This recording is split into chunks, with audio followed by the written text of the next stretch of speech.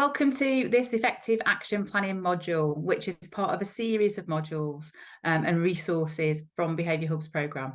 I'm Jane Lowe, one of the behaviour advisors on the Behaviour Advisor team, and I am very lucky to be joined by a colleague of mine this afternoon who's going to say hello. John.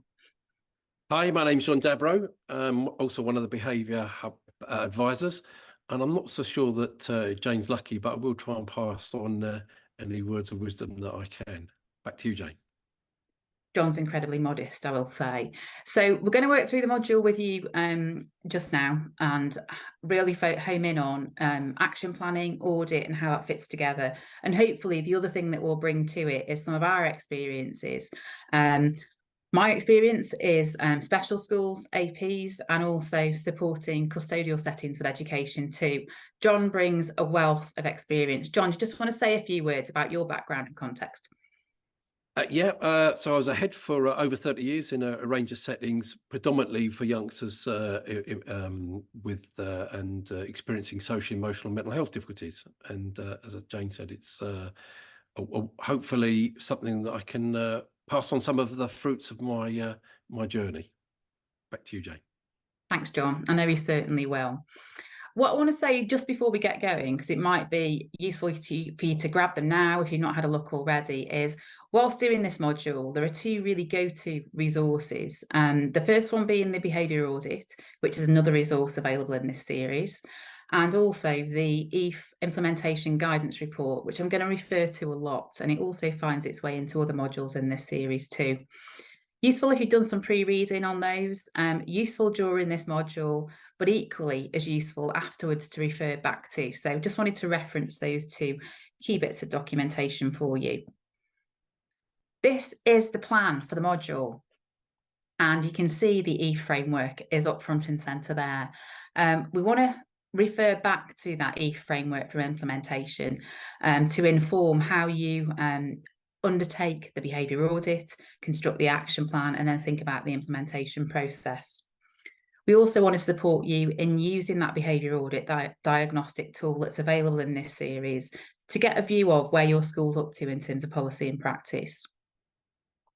We also want to support you to think about how you're going to disseminate and implement that action plan once you've put it together, and then how that gets monitored over time and how it might find its way going in a different direction, how you adapt and tweak that action plan. We also want you to think about planning for sustainable change. So what will change look like now in the next 6, 12 months, but also then over longer periods of time too. And also, really importantly, to keep our sanity, to capture and celebrate impact through that improvement journey. It's a really important part of the process, no doubt. So first of all, thinking about putting evidence to work, that School's Guide to Implementation from the EAF, a really, really useful document. And to aid our thinking on implementation, the EAF model for implementation is a really, really useful one. The approach encourages us to treat implementation as a process. It's not an event. It's not done and dusted neatly in a short space of time. But it's something that we need to think about, plan for, and then think about how we're going to execute that in a series of stages. So thinking about it as a process. And in order to implement successfully, we really need to be mindful to create a leadership environment and a school climate that is conducive to good implementation, getting those optimum conditions ready for that change. Change is tough, so planning for it's key, and getting the conditions right are really, really important. Good implementation begins with exploration and really thinking it through, being curious, which involves defining the problem that you want to solve and identifying appropriate programs or practices to implement to address that and to move it in the direction in which you want it to go in. John, can I hand over to you to say a little bit more about that environment and being ready for implementation? Yeah, thanks a lot, Jane. I was reflecting when you were saying that, when I look back in my own career, one of the things I think all leaders know is what their strengths and weaknesses are. And I think one of my weaknesses was definitely not planning. I wasn't one of my strengths, but one of the things I really did learn and was really important and was encapsulated in that phrase: if you fail to plan, plan to fail. And so I think a good starting point for this is you need to consider are you ready for implementation? And there are some questions on here we'd ask you to consider, because I think, one of the things I have learned, and again, I learned this from experience of some training I had around the Japanese approach to industrial work, was that it was 80% planning and 20% execution. So I just want you to consider those questions. Are you planning for change? What does your culture look like currently? How are you? Who are the people you will be leading? Just don't take for granted that it's all of them. How will you communicate to stakeholders? And bearing in mind, you can never communicate enough. What will be the sticking points? And there will be sticking points. And also, how do you get the support of everyone, but particularly your governors and your executive team on board? Okay, back to you, Jane. Thanks, John. And being aware of those sticking points is absolutely fundamental. And we will know where most of those are as leaders. But equally, it's certainly worth running the plan by others, the wider leadership team, who might identify some other sticking points that we weren't quite sure of. Because if you can plan for those pieces to navigate around some of those barriers and challenges, that's really going to help for successful implementation, there's no doubt. So the foundations for good implementation, again, a lot of this content taken straight from the EAF document. But let's just think about this exploration phase in a bit more detail. So this phase is about defining the problem that you want to solve and identifying the appropriate course of action, those programs and practices that you want to implement. It's really important to say, it seems quite obvious to say, but identifying a tight area for improvement using a really robust diagnostic process is really useful. And the audit tool is there to help and support you in that. So using that audit, that paper to kind of gauge views and opinions of others, but equally drawing on observations, external reports to find out what's the picture in school currently. And once you have that picture, wow, once the audit's complete, it will be gigantic. And within that, it's then about homing in on those priorities to get a really tight, focused area that is the piece that you want to change. And once you've done that, it's then about making evidence-informed decisions on what to implement. So use the intelligence and the analysis to guide you about what's the newest piece of research, what do we know that's tried and tested. And again, head to EAF for some of that. A lot of the evidence-based research, you'll find it there within the toolkit that might signpost you as to best practices to use within school. So once you have your specific area, you've thought about the research and the evidence in terms of implementation, what you're going to have a go at, then think about the feasibility of those various options within your school's context. Every school is a unique little environment made up of its cohort of staff, children, and the community it serves. Some of those will be more appropriate than others in terms of interventions or practices that you're going to adopt. Really think about what's going to be right for you, the children, and the community.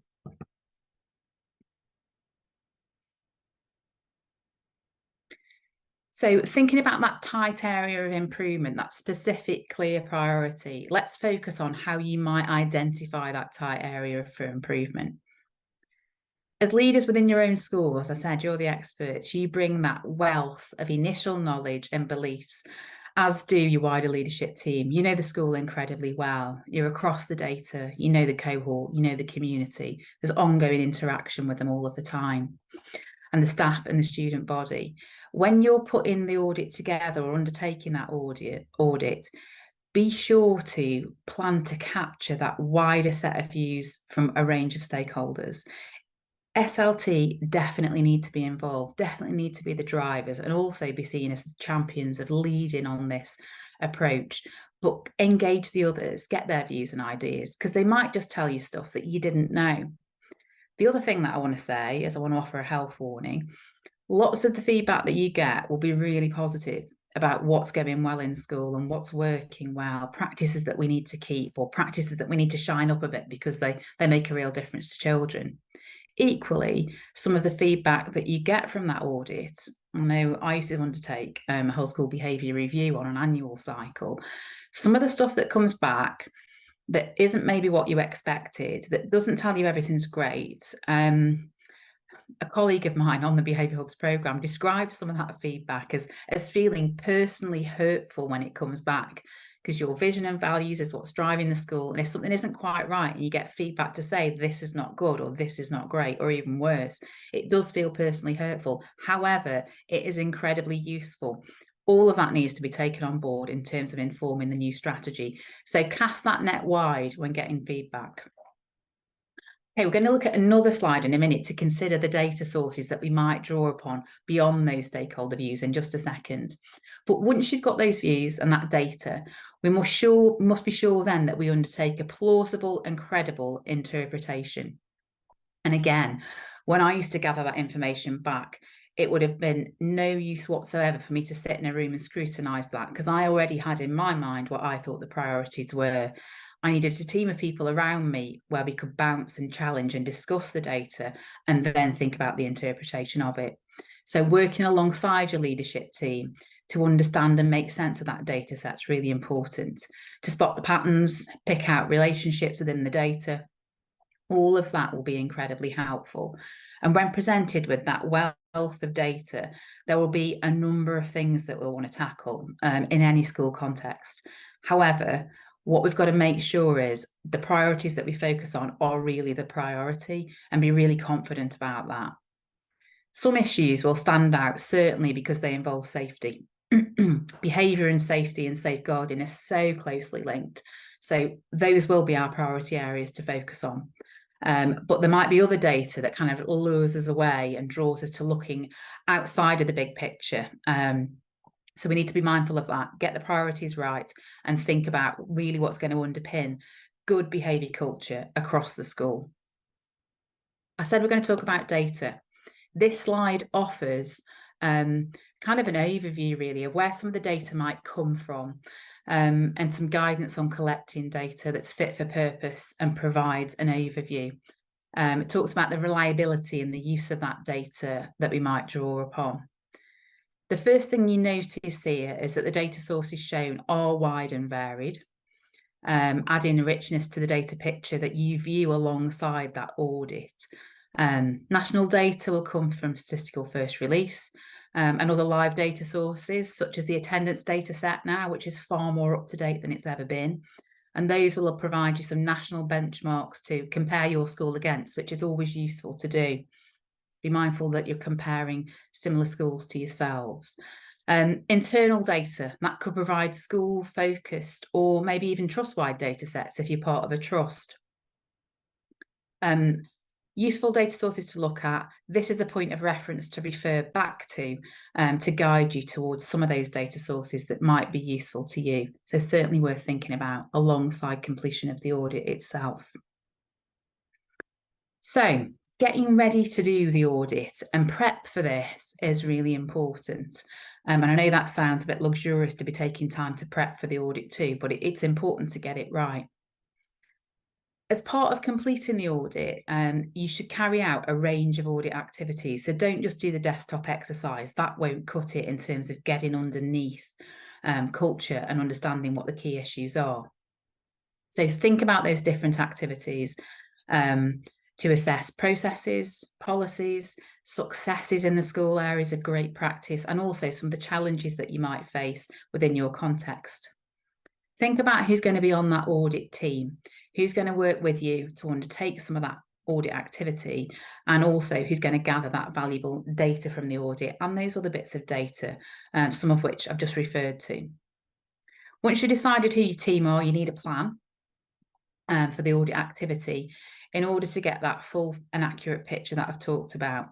And that audit activity should include these things I'm going to talk about now. So senior leadership team, they're obviously going to come together and share their views about behaviour and where things are up to in the school. They will know some of these key documents really well: the school improvement plan, the SEF, the latest Ofsted report, and reports that have gone to governors too.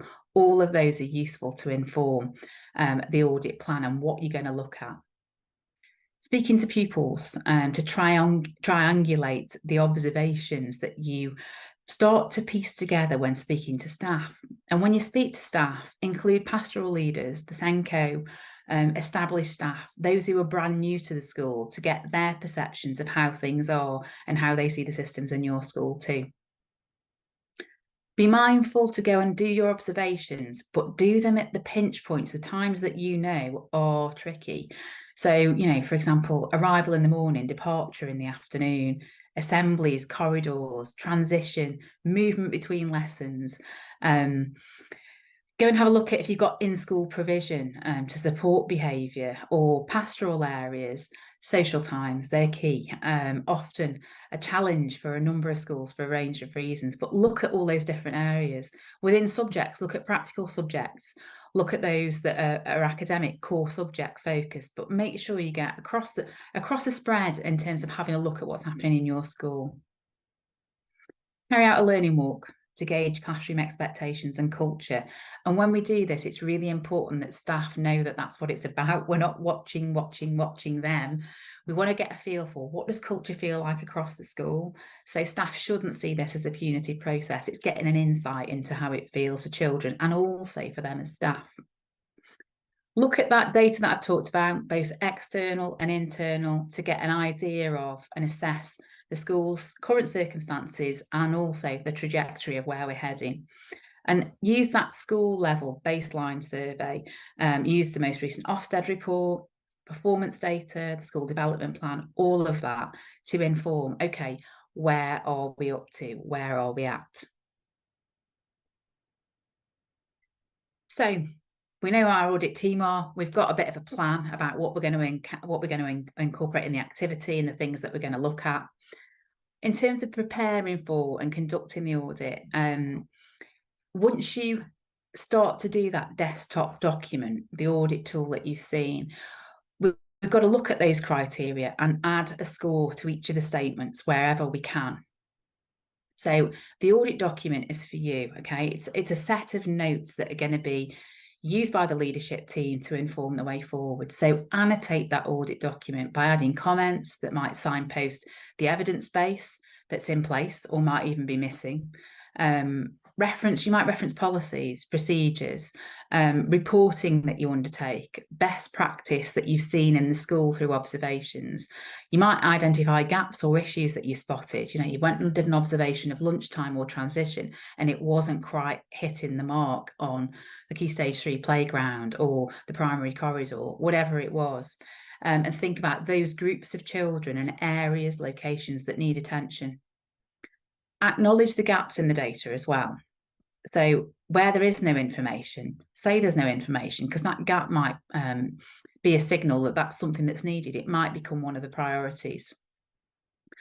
You can see the scoring structure there in terms of how it looks. So moving from score 1 of identifying right up to sustaining, where policies and practices are well embedded and we're really confident it's running like a well-oiled machine. If at any point when you're scoring those different areas, you're unsure of the scores, reflect back on the evidence base. If there are big gaps in the evidence base or you're not quite sure, that might shift your score in one direction. Equally, it might leave you asking more questions. So you might want to go out and do another observation or another culture walk to capture where is the best practice and where is it not so. So think about the evidence base and what you have to underpin some of those scores. So completing the audit, some examples here to show you the kind of annotation that might be useful. So here's an example of how an audit might be annotated. And you can see this particular area homes in on leadership and management. And it focuses on leaders sharing and communicating the vision. And it outlines the judgments allocated within this one school, an exemplar school. Here they've given a score of 1. Okay, so the emerging stage of the scoring, so not that strong. The evidence around this judgment is really limited, and you can see that through the annotations that are here. So senior leadership team within this school, they outline they don't routinely speak to pupils. They do routinely speak to pupils, but it's infrequent. These sessions are not scheduled, so it's not part of the diary, it's not part of the plan or part of a regular timetable of dissemination. There's no substantial evidence and it's not written down anywhere. So it's not part of custom and practice, if you like. The development of systems to disseminate more regularly would strengthen communication here with all stakeholders, ensuring that it happened if it was calendared in the diary. They were all clear on vision and values and were able to contribute to school culture. So that's just one example. John, I'm going to hand over to you to talk about the action planning template, if that's okay. Thanks, Jane.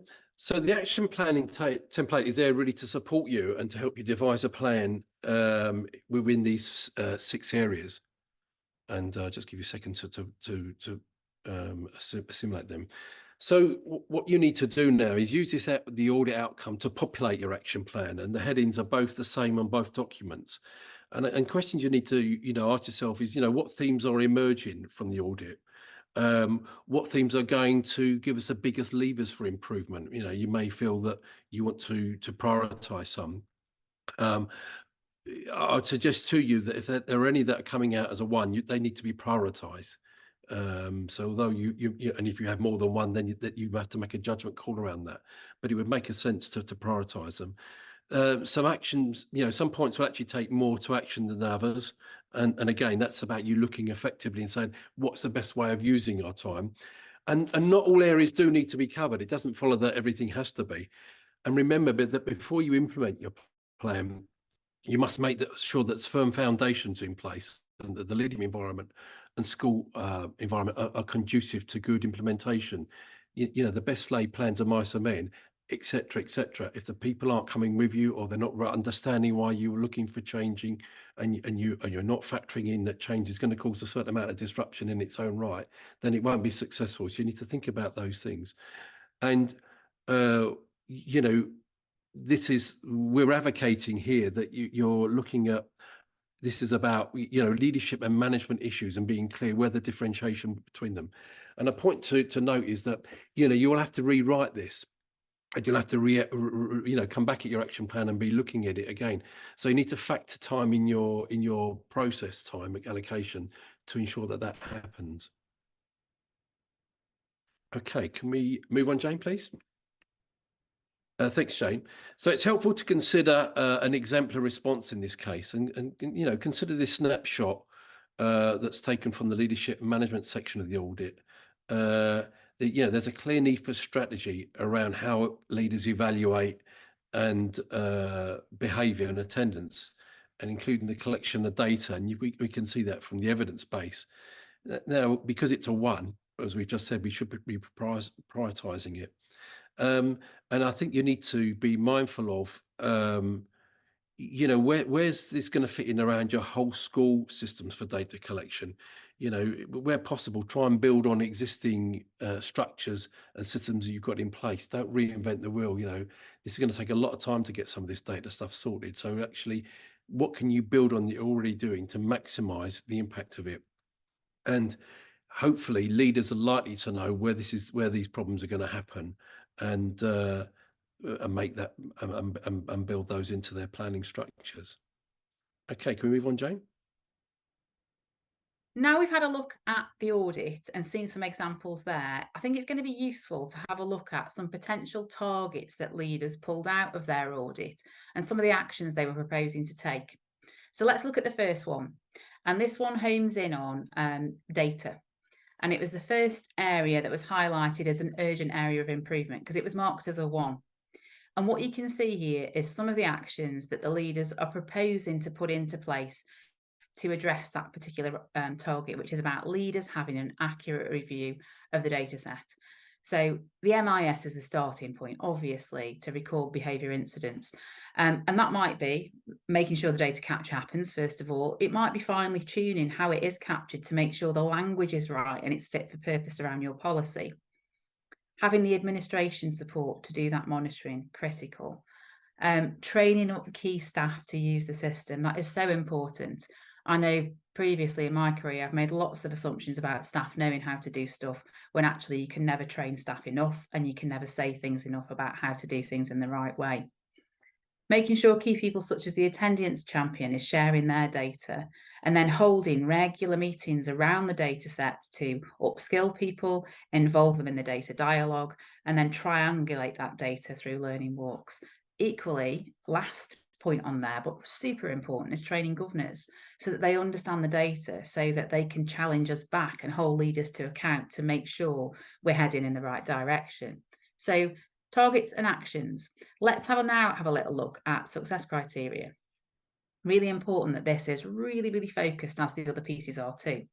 And you can see here a nice succinct set of success criteria. So that first one around SLT, including the governors, having the behaviour and attendance data they need. So have they got what they need in order to assess what's happening, and in case of governors, hold leaders to account.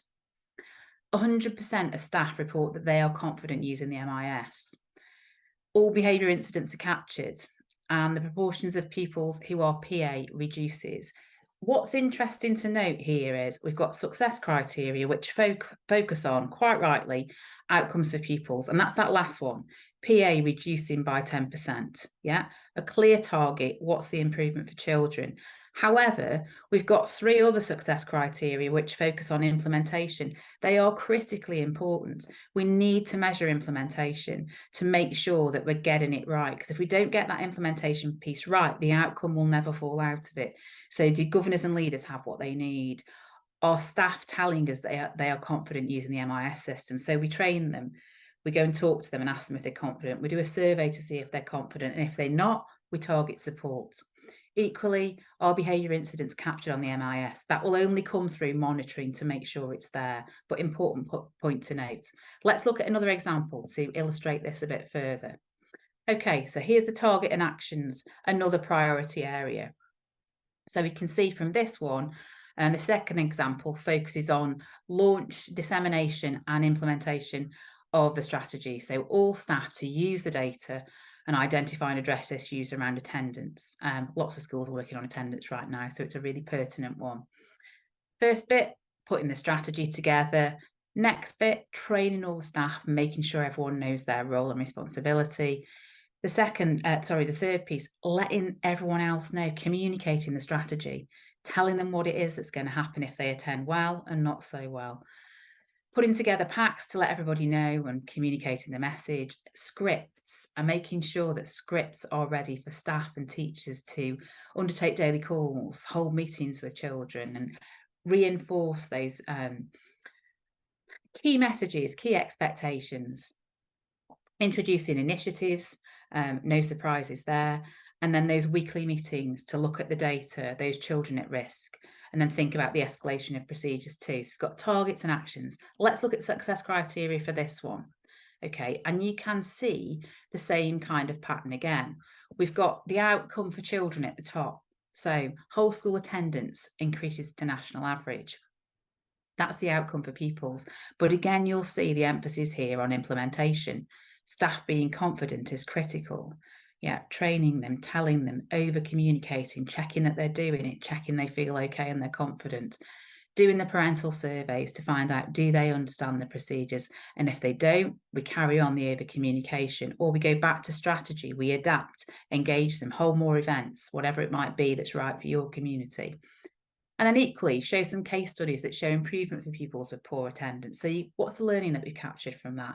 And also, we're celebrating the distance and the journey that we've come with those children. John, do you want to take us through these consideration points? Thanks, Jane. We're now going to move to some points that we're going to ask you to consider. And the first one to me is around synergy.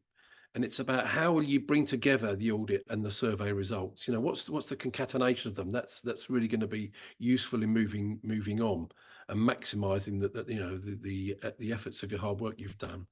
How will you involve all stakeholders in your action plan? You know, that old adage, you know, when the best leaders' work is done, the people said we did it ourselves. How will you make the people feel they're involved in this process?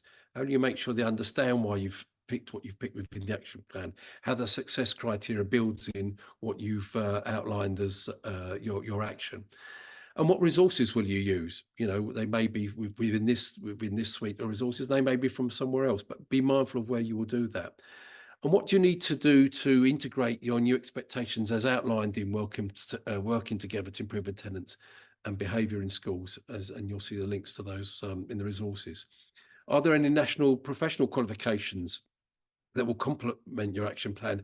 And I'm thinking there about sustainability and how you can develop people for the future and build capacity. Use what value added is there that you can bring out of your action plan that will complement other areas of your curriculum development, your school development, etc. And might there be areas that you need to postpone because there's just too much to do? And be mindful as well that you'll need to tweak your action plan, as you go after training, and because of feedback that you've had from colleagues who, do or don't understand why you've done things, and you may decide, like, we actually need to change tack because there's a more effective way of doing it, or some new initiative comes along and you think, oh, we can actually use that to bolt onto what we're already done. And again, think about sustainability keep sustainability at the forefront. How can we use this tool to help us, and these tools to help us build capacity and sustainability going forwards? Okay, can we move forward, please, Jane?